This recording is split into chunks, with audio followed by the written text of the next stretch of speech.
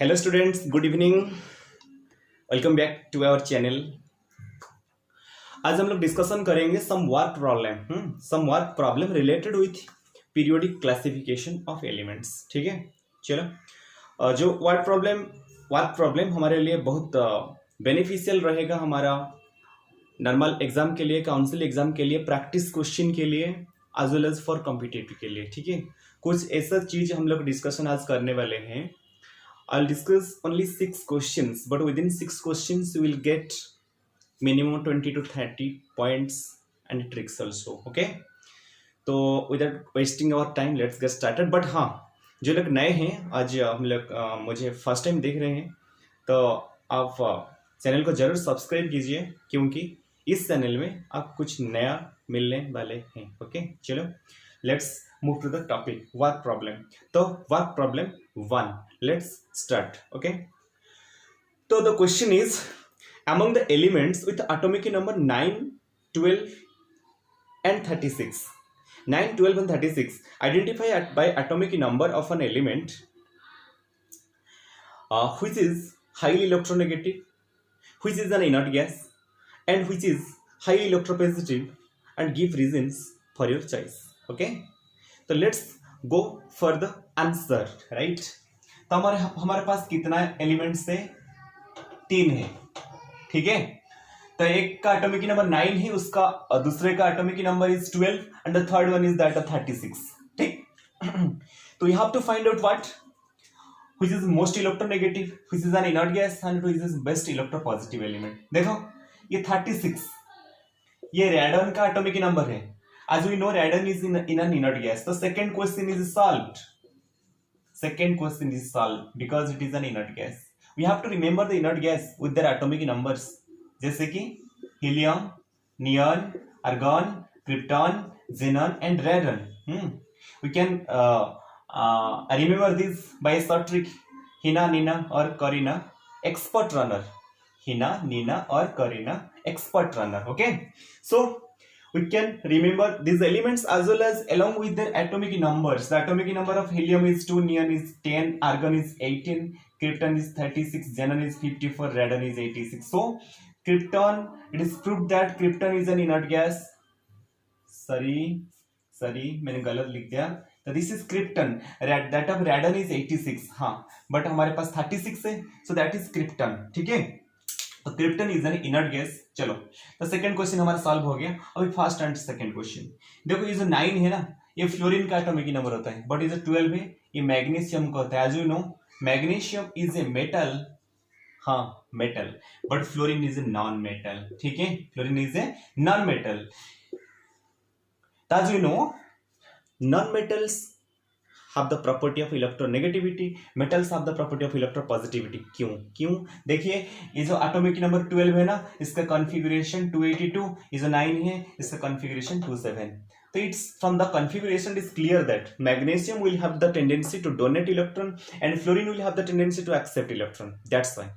that's we can say that fluorine is the electronegative and magnesium is the electropositive and krypton is an inert gas। okay, I hope the first question is clear to all of you. Okay, the first question is clear to all of you. Now move to the second work problem. The second work problem is, okay, two elements A and B have atomic numbers 16 and 19 respectively। 16 and 19 respectively। ध्यान दीजिए, दो elements हमारे पास है A and B, उसका atomic number 16 and 19 है। चलिए, तो what are the questions? The first question is, write down the electronic configuration of A and B in terms of sp, d and f। Second question is, which element belongs to S block of modern periodic table। Third question is, which element belongs to P block। Last question is, which of the element is a powerful reducing agent। चलिए discussion करते हैं। तो पहला वाला जो है, दो element हमारे पास है जिसका एटॉमिक नंबर क्या है, 16 and 19। चलिए देखते हैं क्या होता है। One is 16, another is what? One is 16, another is 19। अच्छा, 16 another is 19। चलो, ये 16 क्या है? 16 का एटॉमिक नंबर किसका होता है? सल्फर का, एंड 19 होता है पोटेशियम का। ठीक है, 16 सल्फर का, पोटेशियम का 19। तो कॉन्फ़िगरेशन लिखेंगे तो कैसे लिखेंगे? देखो, मैं शॉर्टकट में लिख देता हूँ। तो आपको पता नहीं है तो हमारे इस चैनल में एक वीडियो है, कैसे इलेक्ट्रॉनिक कॉन्फ़िगरेशन लिखते हैं, शॉर्टकट में लिखते हैं, वो ऑलरेडी डिस्कशन हो चुका है। तो मैं शॉर्टकट में लिखता हूँ सल्फर का, तो नियन 10 आएगा, उसके बाद आएगा 3s2 एंड 3p4। पोटेशियम का 19, सो इसलिए कॉन्फ़िगरेशन आएगा आर्गन 18, उसके बाद आएगा 4s1। If you don't know this, so move to the channel and how to write electronic configuration, एक वीडियो है, आप देख सकते हो। Neon 10, 3s2, 3p4, argon 18, 4s1। देखिए ये कंफर्म हो गया, these are the configurations and this belongs to p block because the last electron enters into p subshell. The last electron enters into p subshell, that's why it belongs to p block. Last electron enters into s subshell, that's why it belongs to s block. This is clear, है ना? Again another question is there, which of the element is a powerful reducing agent? हाँ, reducing agent। देखिए ये sulphur, ये potassium, ये पता चलता है कि ये एक मेटल है, ठीक है, ये एक मेटल है, ये एक नॉन मेटल है, ठीक है, एक मेटल ही एक नॉन मेटल है। ओके, तो मेटल क्या करता है, मेटल क्या करता है, मेटल इलेक्ट्रॉन लूज करता है, पर नॉन मेटल इलेक्ट्रॉन को गेन करता है। जो इलेक्ट्रॉन लूज करता है वो खुद ऑक्सीडाइज हो जाता है, मतलब उसको ही हम लोग रिड्यूसिंग एजेंट कहते हैं। I am repeating again, metal क्या करता है, इलेक्ट्रॉन लूज करता है। देखिए पोटेशियम का एटॉमिक 19, कॉन्फ़िगरेशन क्या, उसका कॉन्फ़िगरेशन क्या, उसका कॉन्फ़िगरेशन इज 2 8 8 1। देखो इसका आउटर मोस्ट में एक ही तो इलेक्ट्रॉन है ना, सो वो डोनेट करेगा, तो पोटेशियम एक इलेक्ट्रॉन डोनेट कर देगा। तो पोटेशियम एक इलेक्ट्रॉन डोनेट कर रहा है मतलब इलेक्ट्रॉन लॉस कर रहा है, मतलब ये इसका ऑक्सीडाइज हो रहा है, मतलब potassium undergoes oxidation, and as we know which undergoes oxidation, that's called as a reducing agent. So potassium is the reducing agent, potassium is the reducing agent, and in comparison to potassium, sulfur is the oxidizing agent. I hope this is clear to all of you. चलो next move the third work problem. Without wasting time, we'll continue the 6 work problems and the finish the video. बन रही है मेरे साथ, ठीक है, तो video और भी इंटरेस्टिंग होने वाला है, ठीक है। तो ये था सेकेंड क्वेश्चन। अभी let's move to the third work problem. The third work problem is an element A has an atomic number 11. Okay, the question ये पूछ रहा है कि represent its electronic configuration, to which group of the periodic table does it belong, what is its valency, what is the formula of its oxide। चलो यहाँ पे 4 question से हमारे पास जो एलिमेंट है इसका एटॉमिक नंबर 11 है, ठीक है। जो क्वेश्चन है हमारे पास उसका एटॉमिक नंबर 11 है। 11 मतलब वो सोडियम ही तो होगा, ये पता होगा सबको। तो configuration is 1:2, 2s2, 2p6, 3s1। ये समझ में आ गया, ये समझ में आ गया कि ये एस ब्लॉक में है, ठीक है। तो एस ब्लॉक मतलब क्या, S block consist of only 2 groups, that is 1 and 2, ठीक है ना। S block consist of only 2 groups, 1 and 2। So group number 1 होगा और 2 होगा, कैसे पता चलेगा? देखिए आउटर मोस्ट सेल में ना सिर्फ एक ही तो इलेक्ट्रॉन है, सो ये कंफर्म हो गया इसका ग्रुप नंबर 1, इसका ग्रुप नंबर 1। फिर उसका वैलेंसी क्या है, वैलेंसी क्या है, देखिए इसका आउटर मोस्ट सेल एक ही तो इलेक्ट्रॉन है, आउटर मोस्ट शेल में एक ही तो इलेक्ट्रॉन है, सो ये एक ही इलेक्ट्रॉन डोनेट करेगा, मतलब एक इलेक्ट्रॉन लूज करेगा, उसी को तो वैलेंस कहते हैं। सो उसका वैलेंसी 1, ग्रुप 1, फिर वैलेंसी 1। और क्या क्वेश्चन है, और यहाँ पे भी क्वेश्चन पूछा है, to which group of the periodic table it will belong and write the formula of its oxide। okay, I am discussing the fourth question, formula of its oxide। देखो ये तो सोडियम +1, ऑक्साइड का मतलब क्या होता है, 2- होगा क्या एक्चुअली, क्रिस क्रश। तो हमारा ऑक्साइड का जो फॉर्मूला हो जाएगा वो हो जाएगा Na2O, ठीक है। चलो और एक क्वेश्चन है जो बीच में रहेगा, to which group of the periodic table does it belong. अरे ये तो डिस्कशन कर चुके हैं हम लोग, मतलब ये पहला ग्रुप हो गया 4 क्वेश्चन। पहला ये ग्रुप 1 में प्रेजेंट है, इसका वैलेंसी 1 है, इसका जो ऑक्साइड Na2 है, और इसका इलेक्ट्रॉनिक कॉन्फ़िगरेशन ये है। हो गया खत्म हमारा third work problem. Let's move to the fourth work problem. I will not waste your time. Let's move to the fourth work problem. चलो, the fourth work problem is the first ionization energy of a carbon atom is greater than that of boron atom, whereas the reverse is true for the second ionization energy. Explain. चलो, I am repeating again the question. You also repeat this question in your mind. The first ionization energy of carbon atom is greater than that of boron atom, whereas the reverse is true for the second ionization energy. Explain. Okay, चलो, very interesting question, very fine, interesting question. The question is among boron and carbon. Okay, question is in between boron and carbon. So we have to compare the ionization energy. Here are two ionization energies are given. First ionization energy and second ionization energy. First ionization energy and another is second ionization energy. We have to compare the first and second ionization energy of boron and carbon. चलिए देखते हैं क्या होता है actually. Actually boron का atomic number 5 होता है, ठीक है ना, कार्बन का 6 होता है. तो जो बोरॉन का कॉन्फ़िगरेशन होता है वो होता है 1s2 2s2 and 2p1. 1s2 2s2 2p1. Carbon का क्या होता है 1s2 2s2 2p2. As we know, if you compare boron and carbon on moving along a period, these are present along a period. So on moving along a period, atomic size gradually decreases. Atomic size gradually decreases, right? As the size is smaller in case of carbon, so we have to apply more and more energy to remove the electron from carbon. So carbon will bear more ionization energy than boron. ठीक है? The first ionization energy of carbon is greater than that of boron because it has small size. Let's move to the second ionization energy. What is the meaning of second ionization energy? We have to remove the second electron. Means already one electron has already been removed. One electron has already been removed. That means after removal of one electron, the configuration of boron will be 1s2 2s2. Okay.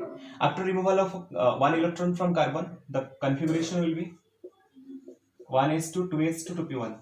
देखो, we are comparing the second ionization energy. Now you have to remove the electron here from p subcell, here from s subcell, and here also देखिए s is fulfilled है, s is fulfilled, and that's why the removal of electron will be difficult in case of boron. So boron will have greater value of ionization energy than carbon. देखो, here two effects will work.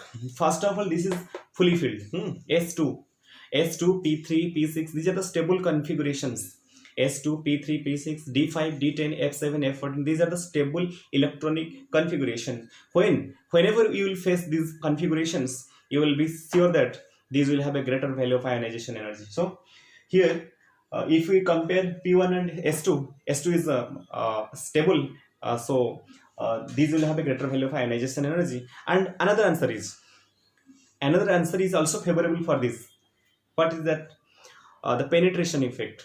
The electron removal from S is difficult in comparison to P because S is nearer to the nucleus. A greater force of attraction of nucleus falls on S subcell. So it is difficult to remove the electron from S. So due to the combining effect of the penetration effect as well as stable electronic configuration, so it is difficult to remove the electron from this configuration. So that's the reason for why second ionization energy of boron will be greater than that of carbon. ठीक है, हो गया हमारा खत्म. ये था हमारा fourth question, fourth work problem. Next move to the fifth work problem. बने रहिए और 2 क्वेश्चन कंप्लीट हो जाएगा जल्दी, ठीक है. देखो, I will tell you one thing, we are wasting a lot of time, है ना, we are wasting a lot of time. Okay, but we should give our time in an effective way. हाँ, in an effective way, but we have not शायद we have not a proper planning, so that we are misguiding. ठीक है, so proper planning कीजिए. and जो अभी time चल रहा है ना, टाइम का सही यूटिलाइज कीजिए. ठीक है, चलो, तो फोर्थ क्वेश्चन हमारा खत्म हो गया. मैंने बोला था I will not waste your time, I will give you something. चलो, हमारा फिफ्थ वर्क प्रॉब्लम अभी डिस्कशन करेंगे. Fifth work problem is why chlorine has higher negative electron gain enthalpy than fluorine. Why chlorine has higher negative electron gain enthalpy than fluorine. ठीक है. Second question यहाँ पे है why nitrogen has higher first ionization energy enthalpy than oxygen atom, and third question has why magnesium has higher first ionization enthalpy than aluminum atom. Here are 3 questions which are really very important for the periodic classification chapter. Very interesting 3 questions are there. ठीक है, चलिए, तो we'll discuss first question. For chlorine has higher negative electron gain enthalpy than fluorine. चलो, तो fluorine and chlorine का अंदर size chlorine का ज्यादा होता है, and we are discussing electron gain enthalpy. Tell me, in which case electron will be easily added. As we know, In case of a small size, the electron should enter easily, because of greater effective nuclear charge. Okay, it has lesser effective nuclear charge. In case of small size, there is greater effective nuclear charge, so the entering of electron is easier. So electron will enter into fluorine easily. हाँ, ये होना चाहिए था but नहीं होगा, chlorine का होगा. क्यों? देखिए एक्चुअली होगा क्या, होता है क्या है यहाँ पे. क्लोरीन का एटॉमिक नंबर 9, तो कॉन्फ़िगरेशन 27, इसका 17 कॉन्फ़िगरेशन इज 287. ठीक है, तो आउटर मोस्ट कॉन्फ़िगरेशन इज 7, ये भी 7, ये भी 7. बट प्रॉब्लम है क्या, फ्लोरीन का साइज क्या है, स्मॉल है. नहीं, फ्लोरीन का साइज स्मॉल नहीं, एक्सट्रीमली स्मॉल है. Extremely small. जितना हमारा ग्रुप है ना, तो फर्स्ट मेंबर, हाँ yes, the first member of every group shows anomalous behaviour, shows abnormal behaviour. ठीक है, first member of every group shows anomalous behaviour. मतलब fluorine is also the first member of group 17, so it shows also anomalous behaviour. ठीक है, सो कौन सा anomalous behaviour, इसका size small. हम लोग एक्सपेक्ट कर रहे थे कि इसका साइज स्मॉल होता है, नहीं, इसका साइज एक्सट्रीमली स्मॉल होता है. तो प्रॉब्लम क्या होगा, due to its extremely small size, its outer electrons are closely packed. Its outer electrons are closely packed. What will happen when the incoming electron will come near the fluorine? What will happen? That incoming electron will face heavy repulsion. So that electron cannot be easily added into fluorine. That's why its electron gain enthalpy will be lesser and that of chlorine will be more. ठीक है, fluorine का क्यों कम हो गया, ज़्यादा होना चाहिए था बिकॉज ऑफ स्मॉल साइज. इसलिए कम हुआ क्योंकि यहाँ पे मतलब ज़्यादा साइज बहुत छोटा होता है, extremely small size. Its outer electrons are closely packed, so the incoming electron faces heavy repulsion, so it cannot be easily added, so that its electron gain enthalpy decreases. So that's why fluorine has less negative electron gain enthalpy than chlorine. Okay, this was the first question, and now move to the second question. Let's discuss what is the second question. Second question is, we have to compare between nitrogen and oxygen, है ना. Second question is why nitrogen has higher fast ionization enthalpy than oxygen. देखिए nitrogen, this is oxygen. So as we know, this belongs to a period, and as we know, on moving along a period, the ionization energy increases. So the oxygen should have the greater ionization energy than nitrogen, but this is wrong. The final answer is what? Nitrogen. This is nitrogen whose ionization energy is greater than that of oxygen. What happens actually here? The configuration of nitrogen is 1s2, 2s2, 2p3. That of oxygen is 1s2, 2s2, 2p4. ठीक है, this is 2p3, this is 2p4. As we know, p subshell contains 3 orbitals. Okay. Now see, here is p3 configuration, here is p4 configuration. As we know, p3 configuration is stable. P3 configuration is stable. That's why, since p3 configuration is stable, that's why nitrogen has greater ionization energy than oxygen. Nitrogen has greater ionization energy than oxygen. Okay. So because of stable electronic configuration, let's move to the third question. The third question was why magnesium has a higher fast ionization enthalpy than aluminium. ठीक है, चलो why magnesium aluminium. देखिए magnesium aluminium, यहाँ पे भी ये भी एक पीरियड में होते हैं. magnesium and aluminium belong to the same period, that is third period. So on moving along a period, the ionization becomes more and more. So aluminium should have greater value of ionization energy, but this is also not correct. The final answer is magnesium will have the greater value of ionization energy than aluminium. What happens here? Magnesium atomic number is 12, configuration is 1s2, 2s2, 2p6, 3s2. What about aluminium? 13. Configuration is 1s2, 2s2, 2p6, 3s2, 3p1. देखो वो जो question discussion कर रहे थे, यहाँ पे electron remove करेंगे तो एस से रिमूव करेंगे, यहाँ पे इलेक्ट्रॉन रिमूव करेंगे तो पी से रिमूव करेंगे. एस से रिमूव करना डिफिकल्ट है क्योंकि इसका पेनिट्रेशन इफेक्ट ज्यादा है.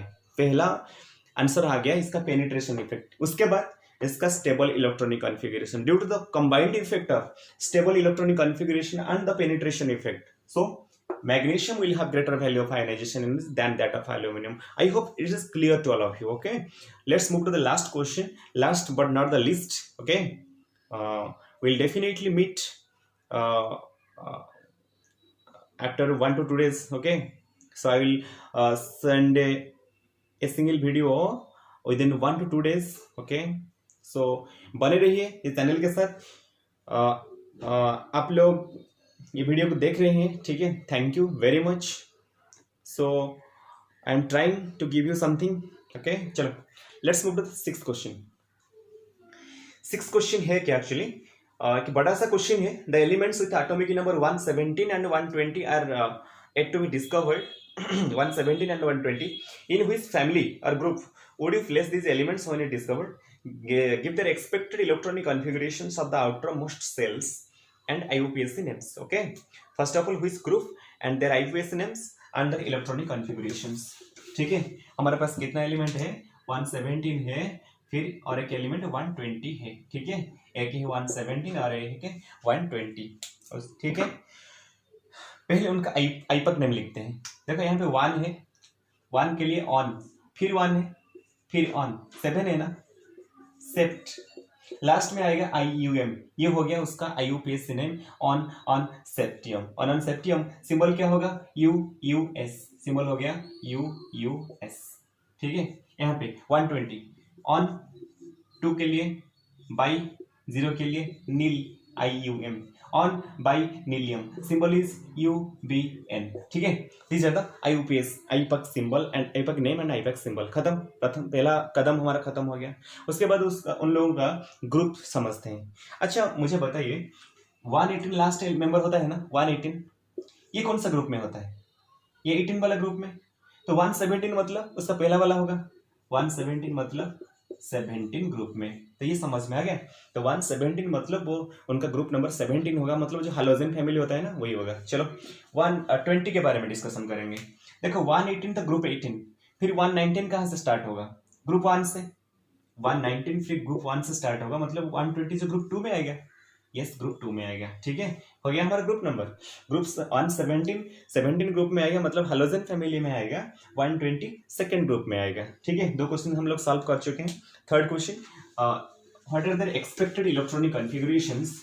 ठीक है, वन है 117, अनदर है 120। ठीक है, अच्छा तो 117 में क्या करेंगे एक्चुअली? सपोज मैं लिखता हूँ इसका इलेक्ट्रॉनिक कॉन्फ़िगरेशन रेडन 86। ठीक है, रेडन 86। उसके बाद क्या आएगा?